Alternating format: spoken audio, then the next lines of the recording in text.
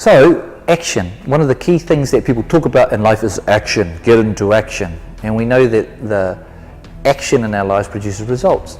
So why do statistics tell us that over 90% of goals are not achieved, goals that we say we're going to do and we don't do them?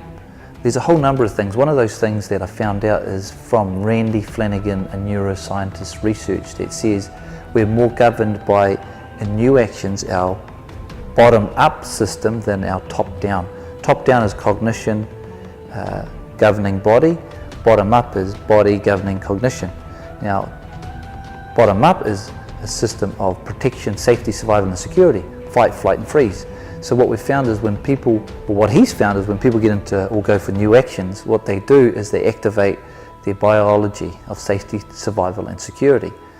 And even though it's not someone attacking us, but when we get into new actions, it activates in us our biology of safety. Fight, flight and freeze. Some of us fight, some will freeze and some will flee or run. That's a natural response when going for anything new or experiencing anything new.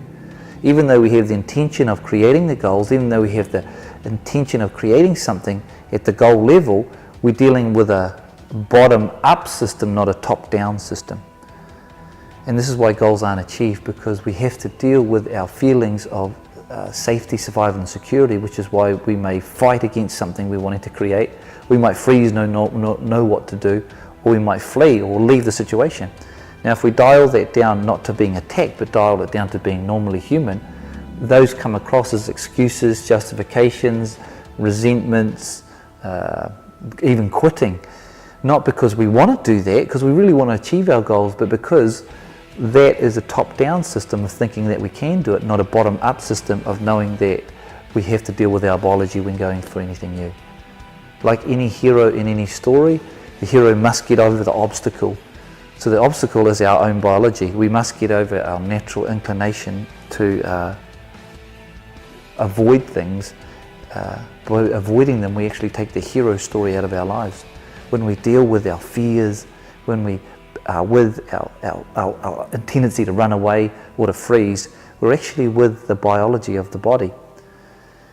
When we're with the biology of the body, we can start to use the mechanism of the mind to work for us. We don't buy into the thoughts of being less than.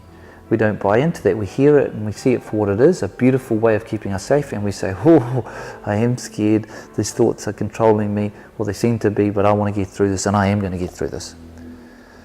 Action then, in a counterintuitive way, comes from a bottom-up system of safety, survival and security, defending what we know and who we are first whenever we're going for anything new. If we bring a bottom-down and a top-up system, we create, I think the key word is cybernetic connection between the body and mind, having us then be the person that gets into action consistently in life. That's what we want to do, right? Be complete as a system of person.